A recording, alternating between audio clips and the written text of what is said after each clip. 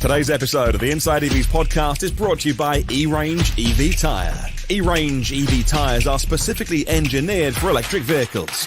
Using an advanced manufacturing process called liquid phase mixing, E-Range EV's EcoPoint 3 technology creates a tyre with lower rolling resistance and longer range, while offering low levels of wear and high grip. All this while staying affordable. Go to erangetyres.com. That's ERANGE tyres.com to find your EV's next set of tyres.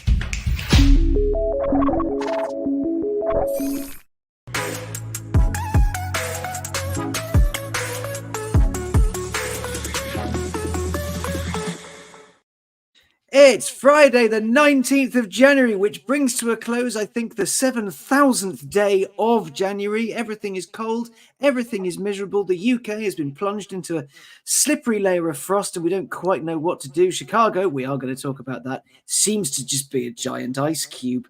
But anyway, it's the InsideEVs podcast day, which is the best thing for every Friday. Also, we're now in a world where the single best car you can buy in the British Isles, according to What Car Magazine, is the Lexus LBX. Have a think about that. I'm thinking about it quite a lot. Editor Patrick is doing a nod. We will discuss this later. Speaking of, as ever, I am your host, Alex Goy, joined by the boss man, Patrick George. Hello, Patrick. How's your week been? Folks, howdy. I'm good. I was in Detroit last night, got in late. Happy to be back in New York City, which isn't any warmer than Detroit, but the warmth of our hot takes will keep us all sustained today, won't it, folks?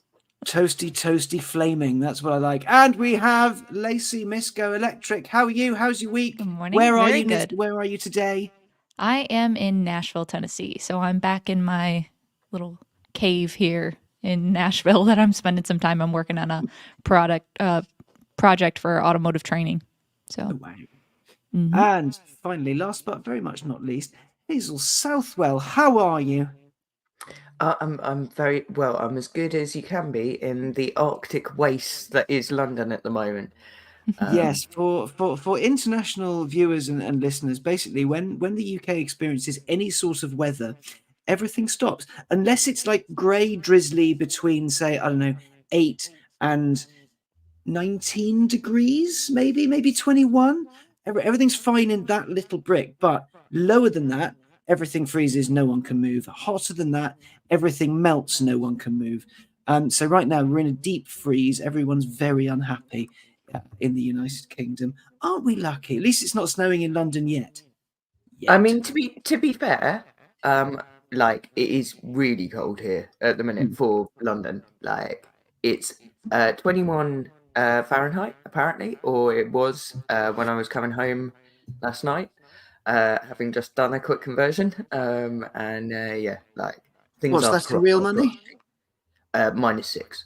Oh, that explains why it was a little bit chilly waiting for my taxi this morning. Right, Yeah. okay. I gotta say, I'm sad to admit this, but I've never been to London. It's like one of the biggest glaring omissions on my travel list. But I always think of London winters as like a Charles Dickens book or a Christmas Carol, where it's just blanketed in snow and there's like ghosts. He's like, "Good boy, what day is today?" And it's like, is that what it's actually like in winter for you guys? Or We get Thanks that for our like wonderful- once every 5 years. Well, thanks to our wonderful government, the level of poverty is about on par with Dickensian era nice economics. But yeah, but we, it does snow, and then London stops, and everyone gets very, very confused. I think we'll get snow this year, maybe. Anyway, rather than debating politics and London and Lexus LBXs, let's talk about some EV news. EV news. So I guess, friends, the big story of the week is that Chicago's broken. There's a lot to talk about here. Basically, there's a news report, which we'll show you in a moment, reporting dead robots, car graveyards, people trying to charge at initially Tesla supercharger sites, and they couldn't. There's a huge in-depth story on InsideEVs. Basically, if you park your car, it will use about 1% of charge a day. If you have Sentry mode, it'll use 15% of charge. People flying back in people flying back into Chicago have found that their cars were a little bit knackered, and then you take them to a charge port that doesn't seem to be working, even though because of various mechanical processes, which again we'll talk to, they sort of are to precondition the battery to then make it charge, because they won't charge unless the battery is the right temperature. There we are. So yeah, basically no one could charge their Tesla for a while, but then it gets even stranger. Journalist, YouTubist Kyle Connor flew to Chicago, which strikes me as an odd thing to do if we're trying to save the world, but still, flew to Chicago and found out that a bunch of other chargers were also completely knackered, partly because of Uber and Lyft. Uber and Lyft drivers were not charging, or were charging too much, or didn't have enough charge left in. Basically, the whole thing's a mess because the cold has broken everything. So before we have a chat about it, shall we have a look at the Chicago News Report? Roll it. Take a second. Maybe. We'll get there. Hooray. Okay, well, thank you. That cold is also causing some big-time headaches for Chicago area owners of electric vehicles. Yes, I never thought we'd say this, but it's true. As Dane Placco reports, the low temperatures have caused some headaches for owners looking to charge their cars. Electric cars may be the way of the future, but it's clear there are some problems when it comes to charging them in Chicago's deep freeze. Oh, we got a bunch of dead robots out here. Dead robots. Dead Teslas packed the parking lot at this Tesla supercharging station in Oak Brook, a scene mirrored in other supercharging stations around the Chicago area. Yeah, this is crazy. It's a disaster, seriously. With temperatures falling into the negative double digits, these charging ports have stopped charging, leaving many Tesla owners stranded here in long lines since Sunday. Nothing, no juice. It's still on 0%. And this is like 3 hours this morning being out here, after being out here 8 hours yesterday. Has it been charging? No, not at all. It just isn't working. At all. It's just frozen, and so I'm getting it towed to the Tesla service center because that's my only option at this point. Adding to their frustration, they say, is that they're getting no help when they call Tesla for assistance. No response from Tesla. We have been suffering since yesterday afternoon. These are unusually cold temperatures, but do you find this acceptable? No, not at all. Not really. I think it's less on the actual vehicle and more on the infrastructure. Tesla has not responded to our emails for comment, but an automobile expert we talked to said that the owners of all EVs should hit the battery precondition button on their car before attempting to charge it in extremely cold weather. In Oak Brook, Dane Placco, Fox 32 Chicago. I long for a local American newsreader's voice. Wow. But yeah, so that's the skinny, or that's what was spread over the internet the other day. Local TV news is what makes this country so great. I do believe that. I also want to say that if this were a different era of the internet, one that was less fractured than it is now, the dead robots guy would be like a meme. This week, a Vine. He would, Vine. It would have been all, R.I.P. Vine. It would have been all over the place. I loved his jacket. I loved everything about that cat. I'm sorry he was born 10 years too late to have been a viral internet star, but dead robots, folks. Dead robots. Yeah. So first of all, I guess first and foremost, there's so much to this story that kind of goes over my head. The comments are kind of blowing up. Someone says it's 1 out of 15 superchargers. Our story, respectfully, begs to differ. Various other things. People have opinions on it. So, where do you want to start, friends? Dead robots, how the cold affects chargers, battery chemistry, Tesla. I'll give some context here. Our British host has been very gracious and helpful in explaining the context around another country, but where do we start here, right? This is like the coldest winter I think the United States has had in 2 years. We had some pretty mild winters before this, and we haven't really heard of charging level disasters elsewhere in America. I've heard some headaches in Michigan, but the Chicago thing really blew up. It was a failure on multiple levels. like those chargers, the Tesla superchargers not being maintained, a lot of new drivers not preconditioning their batteries, the sort of cheaper LFP batteries in the Teslas not performing in cold weather as well as they should, which I think we're going to talk about in a little bit. There's all kinds of things that came together here. And I think that there's two ways you could respond to this. And one is to do the sort of knee-jerk, well, ICE cars are bad in the cold too. And that's true. And this story is unfortunately being used as a lot of ammo against EVs in general. But I also think this should be a teachable moment. Like, this shouldn't have happened. And these people, I feel so bad for those Tesla drivers who are, whether they're rideshare drivers or just trying to get to work, like they got screwed. They got stuck and they didn't get any help, and they certainly didn't get any customer service from that company. But like, this shouldn't have happened. And there's a lot of lessons that automakers and the charging companies alike need to take from this so that it doesn't happen, because people see this and it blows up, it slows adoption. So I think that we've seen some weaknesses in what we do here, even if it's not as apocalyptic as a lot of news stations and anti-EV pundits made it out to be. Like, this, it still sucks. And, there's a lot that needs to be fixed here. This story really baffles me as well, because, like, the first place I ever saw a Tesla supercharger point is Norway. Like, Norway has so many Teslas, and like, I don't feel like I need to explain that Norway is pretty cold. Like, the coldest Chicago gets is basically what Norway is in winter. Yeah. That's like Norway's summertime. That's like July for them, Yeah, like, Norway's really, really cold.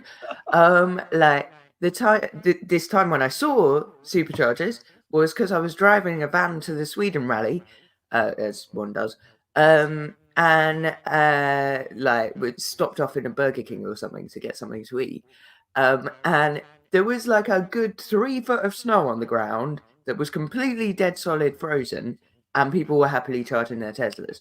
And okay, this was a few years ago, it would have been the previous battery chemistry, etc. But I just, like, if Norway can make supercharge, what's particularly extreme here? Yeah, from what I've read, it was a few things. It was that, one, they have a lot more home charging in Norway, and I actually think America's really deficient on level 2 charging. Like, people don't want to talk about that or admit it, or they just kind of hand wave it because it's too slow.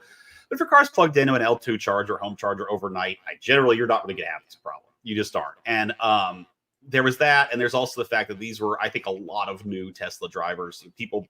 A ton of people bought Model 3s and Model Ys last year because they're cheap. I don't think a lot of them know how to precondition a battery, or why you should do that, or the steps you should take, to prepare for these kinds of outcomes. And second, it's also like, and then Tesla isn't offering them the support at the point of sale, or exactly. Because surely the iPad in the car, I mean, I know it's not literally an iPad, but like, surely the car should be like, I need to be preconditioned, help. Yeah. Well, when you first get a Tesla, it like walks you through a tutorial and explains like how to operate it and what are kind of like some best practices, and that it does precondition when you go to a charging station. I think a huge problem here is that, people are ignoring the car, because when you get a Tesla and you program in your destination, it does the preconditioning for you. It tells you like, you need to get to this station. And it also tells you the information on if the charging stations are available. So it'll tell you how many of those stalls are open, and it will completely reroute you to another station that is open based on the determination of how many are being utilized at the time. So there's a lot of like people, I think, that are not putting it into their navigation system and allowing the car to do the work for them. They're just ignoring all these and then rolling up at 1% and expecting that they can just plug in and charge when everyone else is trying to charge. Yeah. But to your point too, Patrick, it's like, I truly believe that at this stage, people should not get an electric car if they don't have access to convenient home charging, a level 2 charging station, or if they have workplace charging, then great, that they can rely on. But that I think is like so important, because relying on the DC fast charging network, and most of the time Tesla is fine to do that. Like, that's not an issue. But this site in particular had some of those dispensers down, which it happens, not as common with Tesla, but it does happen. And therefore, if you're not going to utilize the car's system to precondition it and also, route yourself to get a charge, then you're going to create a problem for yourself. And it's just a lack of education on how EVs operate. I mean, to be fair, gas cars operate in a lot of similar ways, as you just mentioned, but I wouldn't go as far as being like, it's these people's fault, because there should be reliable charging. But at the same time, we don't have charging stations on every corner like we do have gas stations. So people need to reframe their mind at this stage until there are reliable fast charging stations all across the country. So I don't know. In my opinion, it's kind of like user error for a lot of the case. And actually, I've experienced this in, I know Rideshare is really popular, especially with electric vehicles, because it's such a cost-effective way to, make money in that program. But it's also a problem in New York. And I've experienced that myself, where I've gone to a charging station and it's jam-packed full of Ubers that are just trying to get to 100%, which is not great. That's not great to have to wait for those people, because as you get up to those higher states of charge, it takes longer for them to get to 100. Yeah, so we've just real quick, we've got this. This is going to be a years-long project in America. We have got to stop treating DC fast chargers as a 1-to-1 equivalent to the gas station. That has got to end, and that you can put that on users, sure, but I think that's got to be availability in apartment complexes, on streets, at shopping malls, at grocery stores, at movie theaters, wherever people park. But it's this, exactly what you said, Lacey, expecting this just we're up at 1%. Oh, I'm just going to charge it there and it'll be fine. With Tesla, yeah, most of the time you can pull that off, but when you can't, if that's how you operate, you're kind of screwed, So as a slight diversion, but how do we collectively, just the four of us, or as a society, or as EV people, how do we get that education out to people who just bought an EV because they were told that's the panacea to all the world's ills? How do we inform these people that what they're doing is not ideal? I do think that it's a big portion of it needs to be the automakers, but the problem is that with legacy automakers, they're making their money on gas vehicles. So they're tiptoeing because they want to be cautious on how they approach this, because, if you talk about the advantages of, EVs, a lot of that is basically saying don't buy a gas car, which is where they make their money. So they have to do this delicate dance, because then, and I've talked about this before, but dealers make over 40% of their profits on service, and EVs don't require a lot of service. So how are you going to do that delicate dance of, with your dealer partners, supporting them, but then also selling these products that are the future, and they know they need to compete because, gosh, they see Tesla record breaking close to 2 million cars a year in just EVs. So they have to do something, but they do have to do it delicately. So how are they going to do this education in a way that supports everyone that's involved? Let me be the first person to mention Ultium this week. But I feel like this, and again, it's partly why the Ultium project is so frustrating, because this definitely is something that GM were thinking about with Ultium Home and the all of this stuff around the infrastructural side of it. By the way, they canceled that EV Live. They canceled it. It's done. So they're not doing that anymore. EV Live? I'm good. EV Dead. For various reasons, everybody in this podcast is moving a little slowly this morning. Our personal home fast chargers that run our cyborg bodies was also affected by the cold, so we're a little slow. Minus 6 degrees in London is slowing us down. But you asked how do we fix this, right? Okay, so that's a very interesting question, and I'll wind this one up with a little story. So when I was in Texas visiting family over Christmas, I road tripped in a Lightning. We drove all over because I have family over Texas. So I fast charged everywhere. Not ideal, but when you're on a road trip, that's what you got to do, right? I'm in Houston. I'm in a nice part of Houston. I was in the Heights, just as if you know Texas at all. That's a nice area, and huge lines with people in Mercedes EQEs and BMW iXs. All waiting to fast charge. I mean, no, I can't leave yet. I'm not at 100%. It's I can't. Not all of you jokers are on road trips, and if you can live here in this part of town and drive an EQE SUV, like you can afford a home charger, and people aren't doing it. And I wish that all of these automakers would quit with this 3 years of free Electrify America garbage and just throw in a home charger for people. It's like, look, we'll do the install, we'll come out and do it, or we'll give you some insane deal on labor or whatever it is. We'll help the schematics.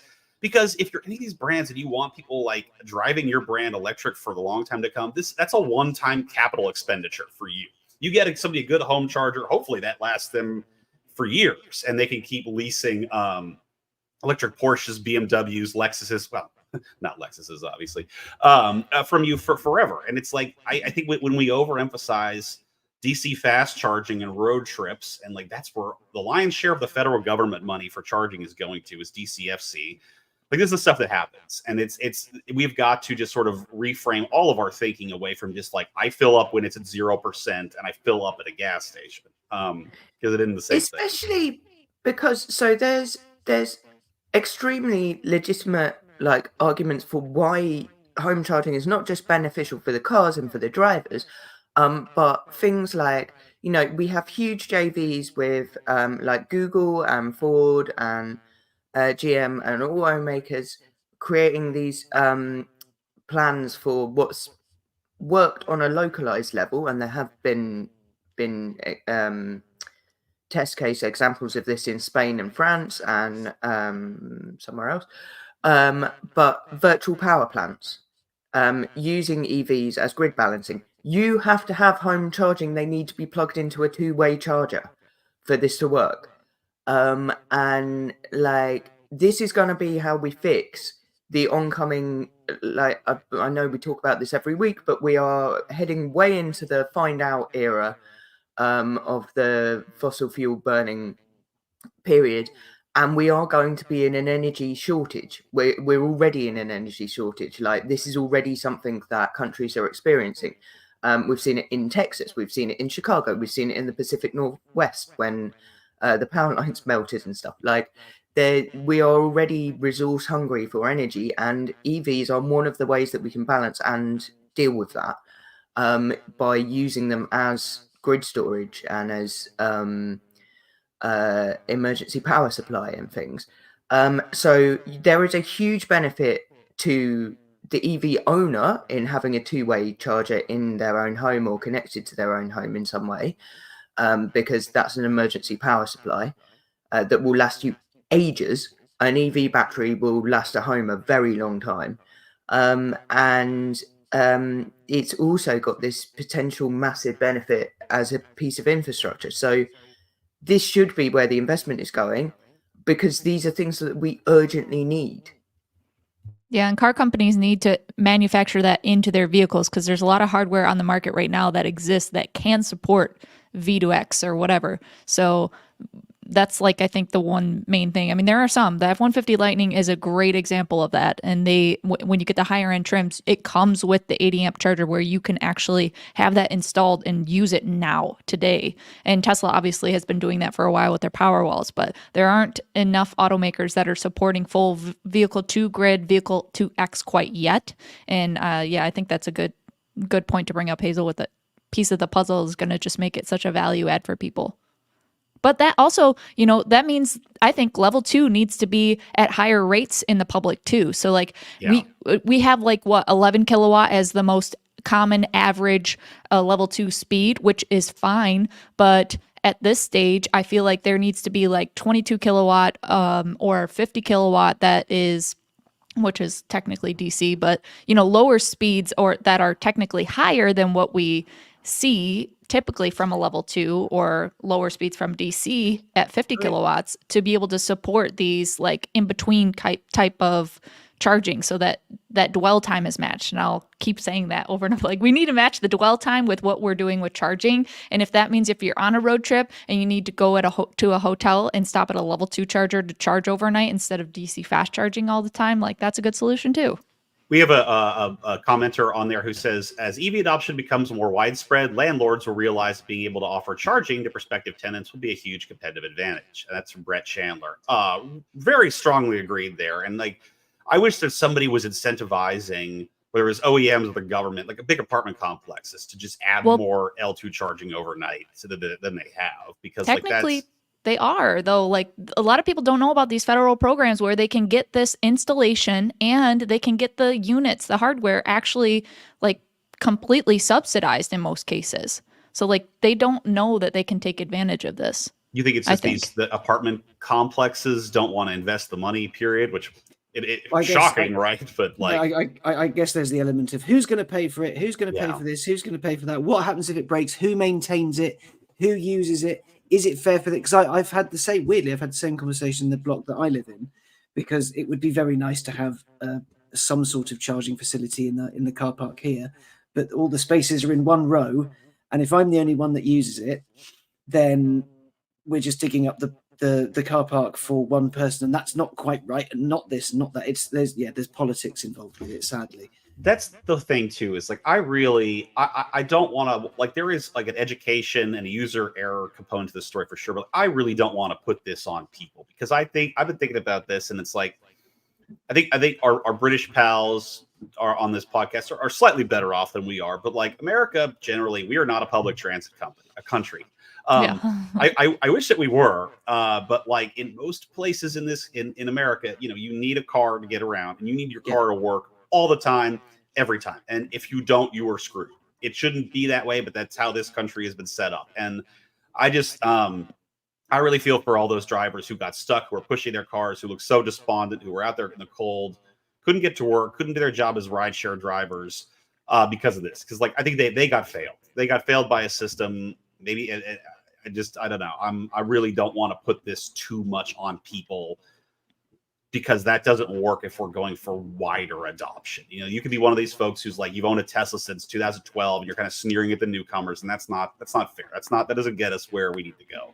So I agree with that. Yeah, Well, definitely. Like, strangely, to be honest, I think also any OEM, whether that is Tesla or whoever, BMW, whatever company, who goes, oh, your car that we made stopped functioning, skill issue. Like that's not an acceptable response. And a lot of what was being complained about by the people in Chicago was the fact that they couldn't get hold of Tesla about the fact that their car wasn't working. So they're not necessarily being like, oh no, EV's bad, like the cold made them stop working. So a considerable amount of the 1 minute or so of the news broadcast was them going like, why can't anyone tell me what the hell is going on? Yeah, like why isn't there someone at the other end of the Tesla bat phone? And for myriad reasons. Kind of on that education point, and on that kind of not knowing stuff point, you don't want to blame people. That's bang on. I was at a training academy for an OEM the other day, doing a story, and we were talking about how they train their technicians not only to deal with how to fix EVs and how to do stuff, but also so they can communicate it to customers. Because what they're terrified of is a customer not understanding something like, what is a heat pump? What is preconditioning? How does this work? How's that? And then they go on to a public forum, either Facebook or Twitter or weloveevs.com/forum, and they either get spoken down to, or they're given dodgy advice. They're given advice that they don't quite know how to pass, because the people who know all the things assume everyone knows the same, or they're given very confidently delivered nonsense. So what at least over here, one particular manufacturer, I shan't name and shame, but they're kind of a little bit worried that you have the people who are switching out of their normal, workaday hatchback and right, I've got my first EV, I'm going to take it in for a service. What does all this nonsense mean? And so they're actively trying on the service side of things to make sure that people have it all explained to them. That's what I do for a living. I teach these people because, and the problem is there's a lot of people like me that do this type of a job. And, I've been doing it for a really long time, but there are some people that are in my position that have never owned an EV and don't know the intricacies of an EV. And so the problem is they're not relaying certain things that are important to include or to competitively set up as to why something like a heat pump is better than what a resistive heating system that we see in some of the other EVs on the market today. So there's a missing link to an extent, because I kind of feel like you need to be thrown in the mix of the ownership experience and like living with an EV for a little bit to actually be able to communicate some of this stuff properly. Not saying all automakers are doing it wrong, but there are some that are missing the mark. Yes, that. No, that makes perfect sense. Away from education and back to the terribleness. There's a little bit of in there about battery chemistry, which is where we need to kind of call upon our angel of all things, battery chemistry, Hazel. So they were saying that in the piece, there's basically two types. You've got LFP and NCA. LFP is more readily available, cheaper to make, but sadly less energy dense, which is what some of the cars that seem to have been struggling has on board. Whereas the other type, more energy dense, better for charging, handles better in the cold. Basically, LFP doesn't have a great time when it's chilly. Hazel, what do you think? Yes. Honestly, this shouldn't really matter. The temperatures that are being talked about are not at the extremes of LFP. Like LFP batteries are technically certified. I mean, even the ones going in Teslas are technically certified for a lot colder than this. And like, yes, they will need some preconditioning to perform at their best. I actually think some of this might not be the batteries, some of it might be the chargers as well. So, because charge cable freezing is a thing. Charge cables are very sensitive to heat. They overheat during charging events to the point that like there's a lot of research being put into cooling charging cables so that you can get higher voltage or higher rates of charging. A really good way to cool them is to stick them in Chicago right now. Yes, yeah, just put them there. They're fine. Yeah. So charging cables are vulnerable to both heat and cold damage, and that certainly will be a factor. The batteries, if they were being preconditioned, if they were being, treated with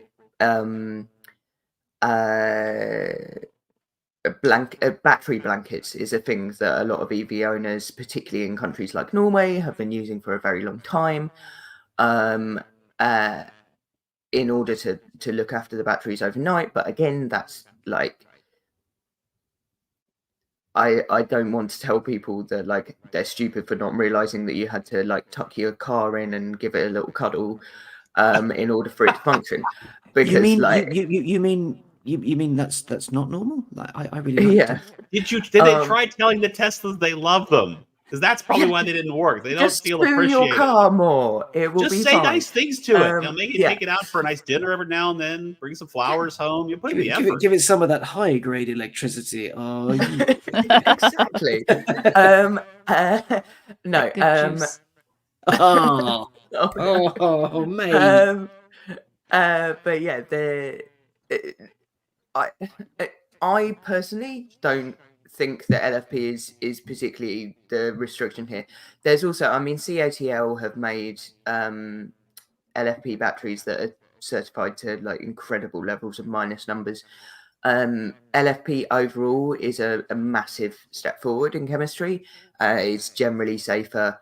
It uses a lot less harmful things. It's much more recyclable.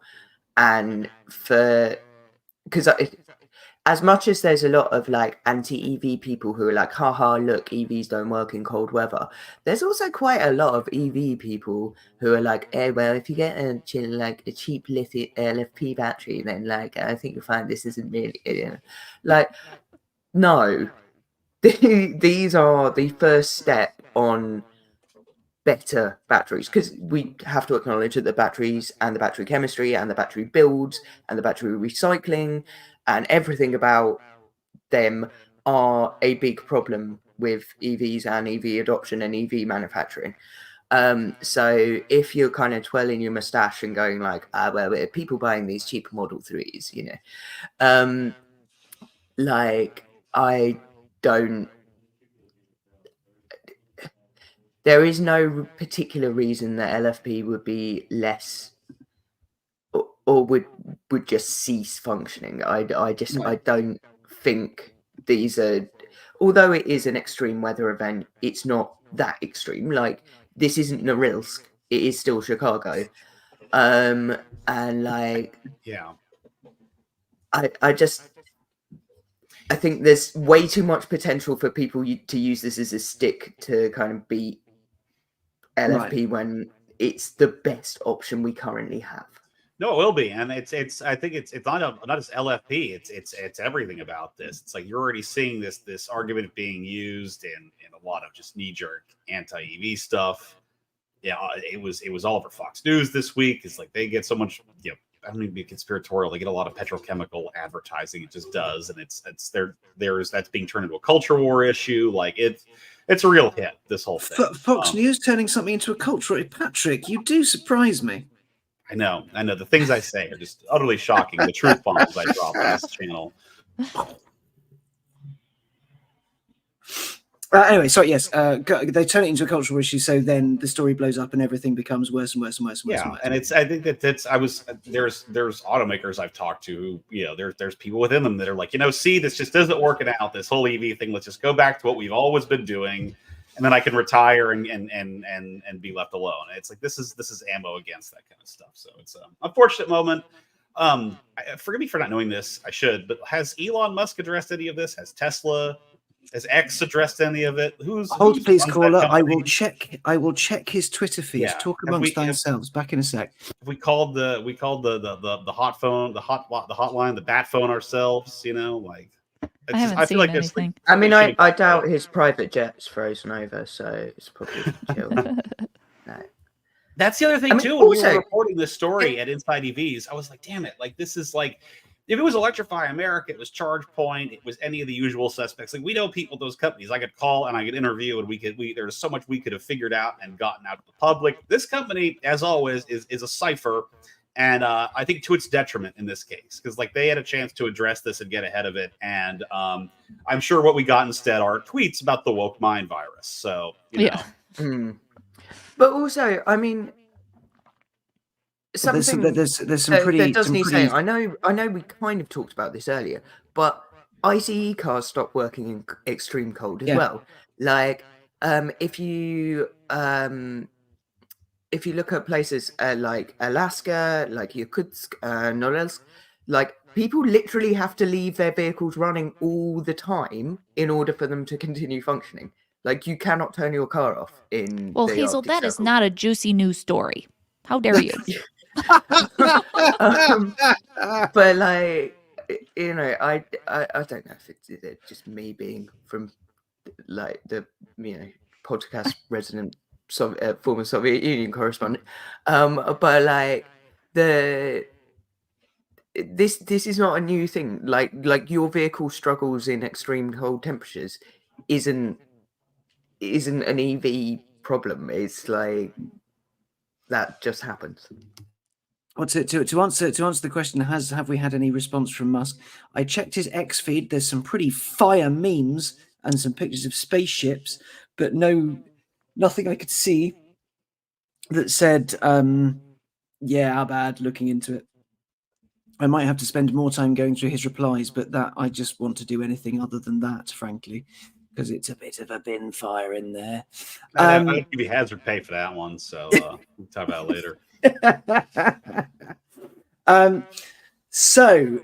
Well, then there's the other aspect of this story, which is Uber, Lyft, Electrify America, EVgo also contributed to it, because it wasn't just those. It wasn't just some Tesla points. There were some Electrify America places. There were other places, but also it's because this kind of element of the story wrinkles my brain a touch, because it's not quite as common over here. But people hiring EVs that they don't necessarily know about to then be an Uber or a Lyft driver. So for those of us who aren't on that side of the pond, when did that become a thing? How has that become a thing? What's the deal there? It's been a thing. Yeah. Especially in the big cities. Like the big cities is where it's like a huge thing. Right. Yeah, so many people bought Teslas for cheap last year. There was this great line in a Bloomberg story from 23. I'm actually mad I didn't come up with this myself. It's like Teslas have gone from the car of the uber wealthy to the Uber driver. And they're just like all over the place now for ride-hail drivers in New York City. You see them everywhere. And I think that's, those people I think don't have as much the option of L2 charging as the rest. Maybe the option of it, obviously, but it's like you kind of depend on fast charging if you're like on the road all the time. It's like these have become massively popular as ride-hail vehicles. Their entire rideshare services that just use fast charging EVs. One of them is like Revel here in New York, which they're going to expand to their cities soon. But like they built DC fast chargers for their own fleets and for anybody else to use. They're like, look, we're doing this, but we're providing them with charging as we're doing it. I don't think that Uber and Lyft are going to make those kind of capital expenditures because they also don't like spending money. Yes, they have had subsidy programs. Like they say there's like a special thing if I think both Lyft and Uber have subsidies to get their drivers to get EVs. Like they pay for a certain amount of, and they give you like, I can't remember what it is exactly, but I've seen it before in the last few years where Uber and Lyft have both come out with subsidy programs for their drivers to buy EVs. But yeah, but for this particular story, now we've got people who are renting things and then they don't really know what to do with them, which again it goes back to our education issue, I guess. Like, how do we teach these people what to do and how to use them, and that equivalency of 1-to-1? Oh, I need to charge to 100% because then I can drive for longer in the freezing cold in Chicago, which is basically it sounds like a big bin fire, but an ice fire.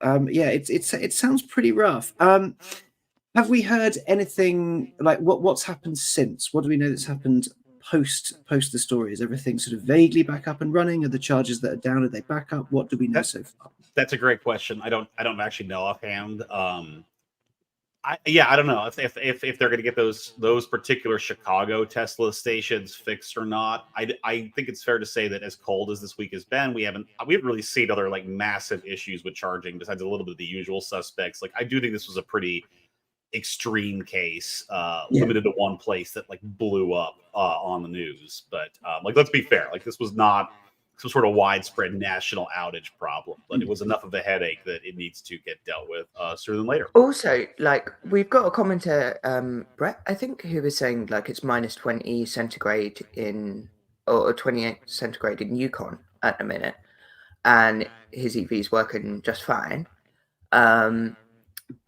Like Chicago, the reason that this is blown up is because Chicago has a lot of EVs.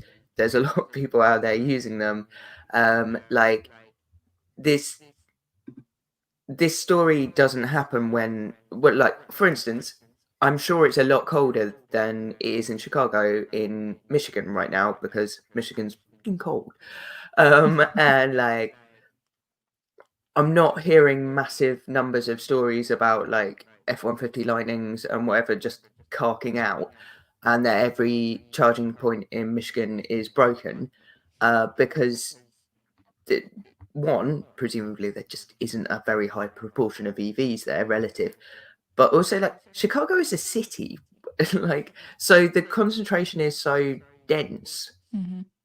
I mean, I don't want to say this story is nothing because like your car not working is rubbish, like, and the car should work, and the company should be addressing this, and the charging providers, whether it's inside Electrify America or like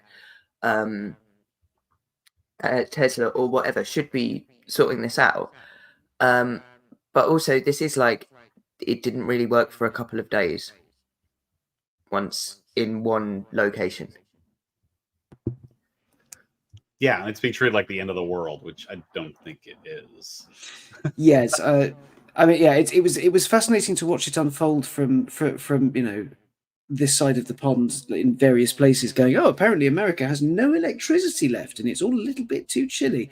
And then just watching the comments appear underneath, everyone going, well, how dare they? Rah, rah, rah, rah, rah. I mean, also like to fully kind of like cop to with it without us making without us sounding too smug, because Lord knows Britain's infrastructure is rubbish. Oh, it's woeful, it's hateful. Quite but, a lot of London's buses have not been working lately because the hybrid system isn't really functioning. Oh, is this the miraculous new route master that they decided to build without windows and make a giant greenhouse? It's basically the pinnacle of poor design.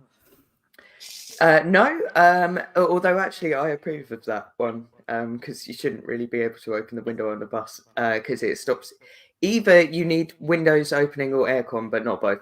Don't have that. It's another story for another day in a pub. Yeah. But yeah, if you get on a bus, which I do every night after I finish closing the bar I work in, when it's really cold, you can really tell that the hybrid system or the EV system isn't working on the bus, because it's chugging along, and like you don't realize how much it actually does until it's suddenly not there. And firstly, the bus is really noisy, and secondly, it's shaking like an old bus used to. Yeah, which like now they're really smooth, and they move so quick off lines and stuff. But yeah, whilst we're having our own cold weather event, there is definitely an effect here, and for sure, if we had anything like the EV adoption of Chicago, which we don't, EV adoption here is very poor, then I'm sure we'd be having like similar complaints. So yeah, just to kind of like lessen the smugness level. Patrick, you look like you have something to say. You look concerned. This is just my face, Alex. It always looks that way. I think you say that every week. It is.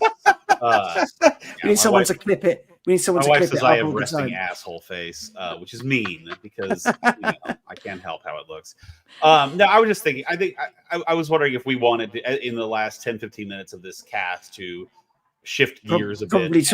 Yes, let's talk about something other than broken Teslas, and let's talk about the headline of the story kind of says it. Is the Tesla Cybertruck a dud? An experienced EV reviewer thinks so. So Kyle Connor, a previous we've mentioned him already on this podcast today, has spent a lot of time, and he's done some really quite in-depth testing with a Cybertruck. He's been playing with it. He's been pressing buttons. He's been running it from full to empty. He's basically been one of those people that will spend his entire day prodding and poking and seeing what happens. And he's said in a podcast, is this the first Tesla dud? I think objectively, yes. Which, being a person in the EV space and being on the internet, that's an incredibly brave thing for him to say. Is his house okay? Has he been looked after, or do we know if he's safe? Yeah, has anyone checked on Kyle lately? Is he alive?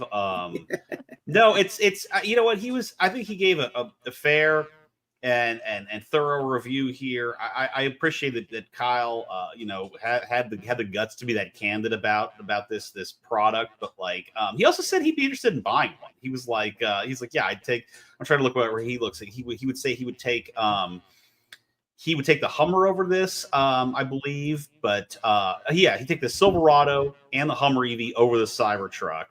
So we just need to like pause the Cybertruck more than the Lightning and the Rivian R1T. So I thought he gave a pretty balanced. I just need to pause you very briefly, Patrick, because Hazel's face went in many different angles. Of there was sort of terror, fear, I think mine anger, did too. surprise.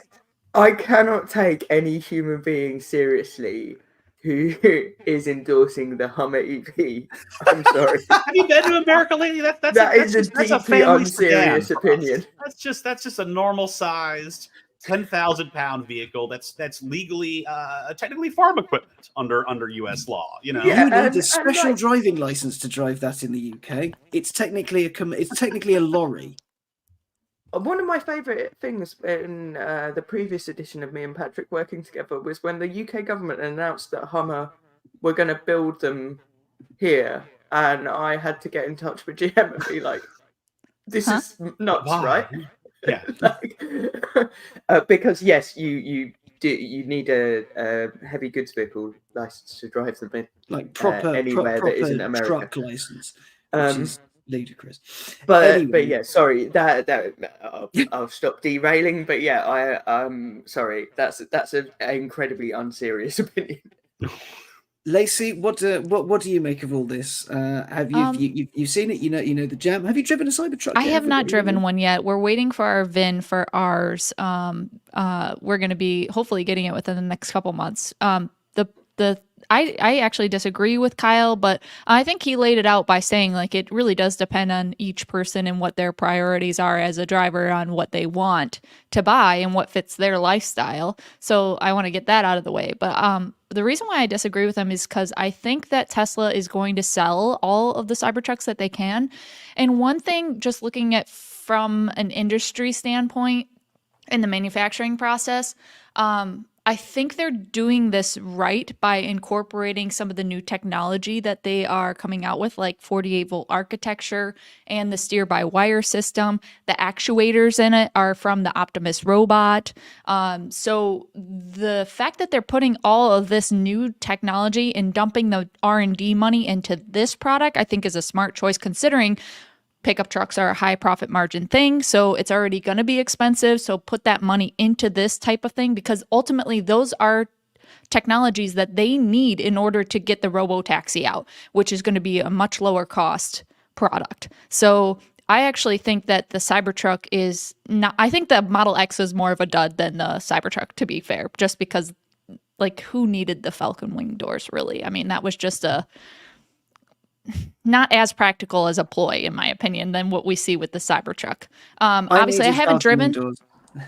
Yeah, I haven't driven the Cybertruck yet, so I can't give my opinion about the driving experience and stuff like that. But just looking at it from that perspective, I think that it is not a dud because of the way that it's going to progress Tesla as a company and the future products that they have coming out, whether that's Optimus or the Robo-Taxi. Patrick, again, you look confused, but that might just be your face again. What's your jam on it?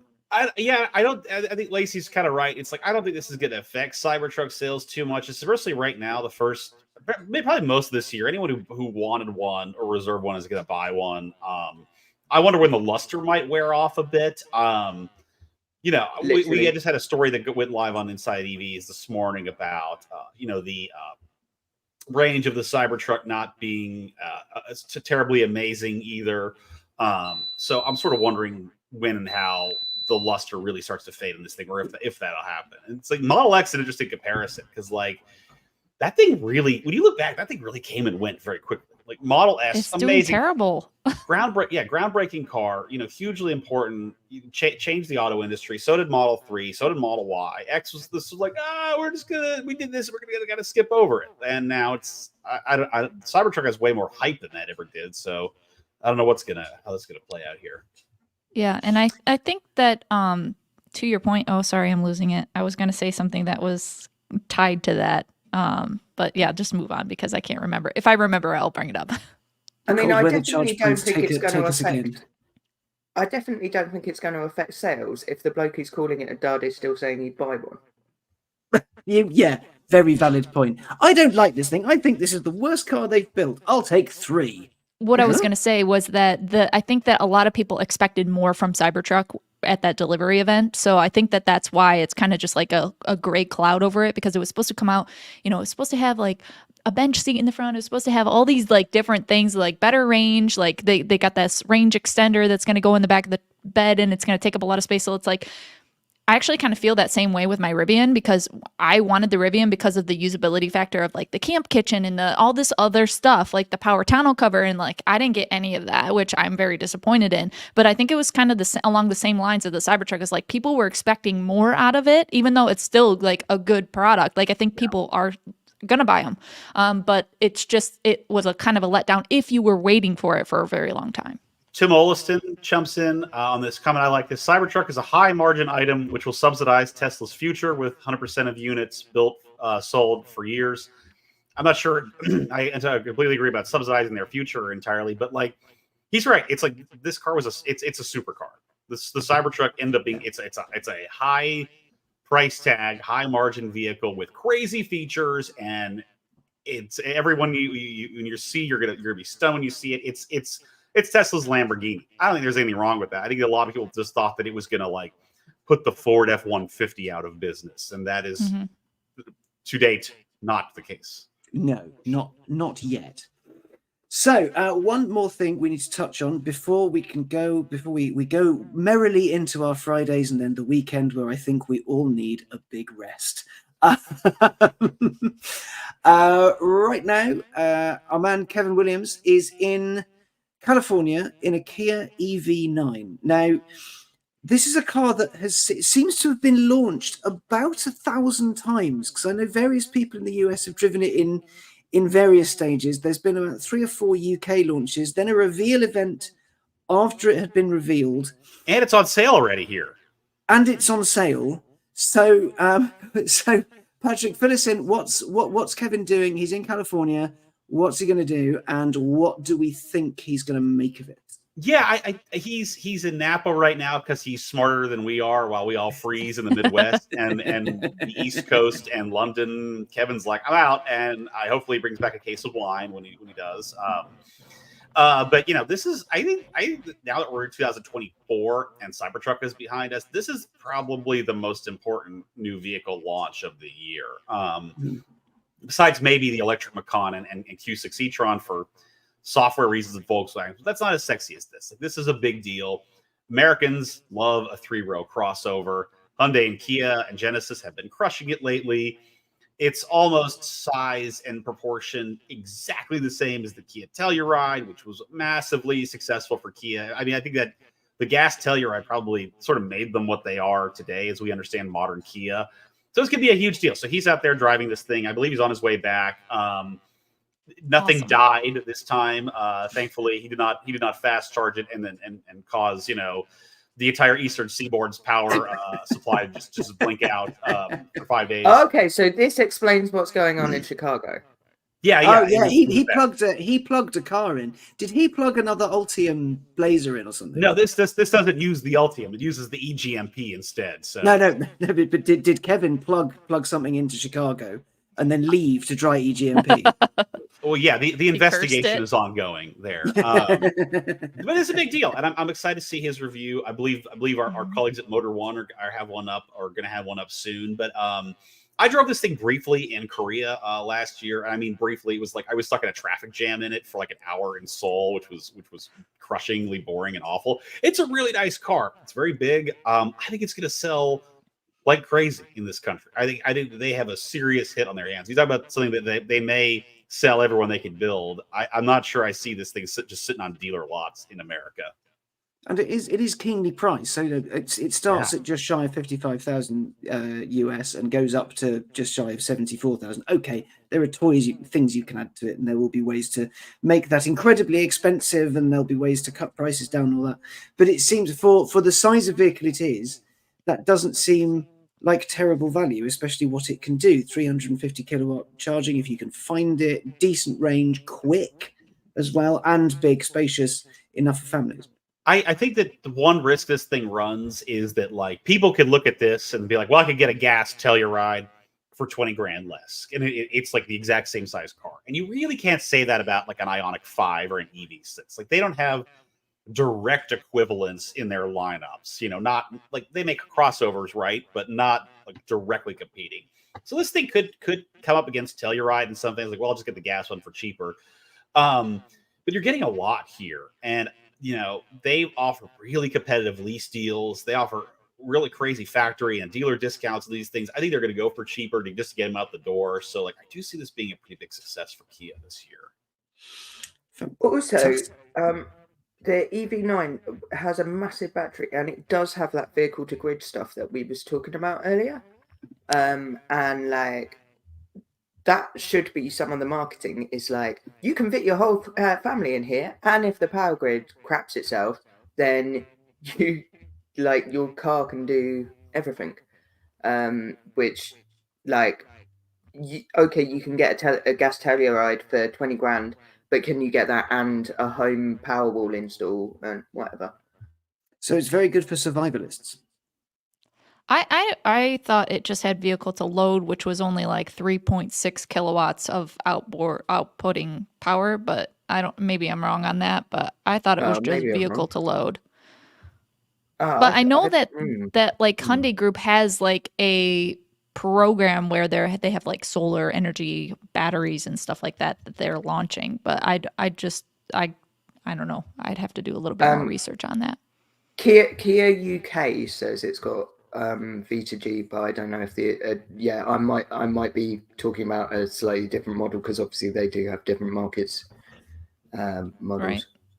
Also, I don't know who's buying an EV9 here because you're not going to fit that in any parking space. But never mind. It is big, but Americans like big. It's like excuse me, American families they won't admit that they what you want is a minivan. And nobody will admit it. So we have to dress up minivans to look rugged and adventurous and like ready for desert adventure and the apocalypse. But it's like, I want to say this thing's a minivan, but it's effectively a minivan. It's the car that carries all of your people and all of your stuff. And it's fast and it's sexy looking and the range is great. But at the end of the day, it's like we love like a giant people mover in this country. At least you get once you get out of the cities, Yeah. So I am a major minivan advocate. This is a Renault Espace off of the 80s, but with a battery. I saw the new Espace the other day. It's a generic SUV. It's not as cool as an EV9. And on that, we have gone a little bit over our hour. First and foremost, thank you all so much for watching or listening, depending on when and where you are in the process. Also, huge thanks to our man behind the scenes, Danny Howard, for making all the magic happen on the live stream. If you would like to get in touch with us, please do so. Email us at contact@InsideEVs.com, or you can find us all on various social medias if you'd like to. All that remains to be said is goodbye, team. Goodbye, and thank you to Misco Electric, to Hazel Southwell, and to Patrick George. We're all waving on the live stream. If you're not watching, then imagine what waving looks like. We will see you next week for the last podcast of January, I think. Then January will be over, and then spring will be near, and there'll be sunlight again. Then we can be happy again. We can be happy. Bye. Bye, everyone.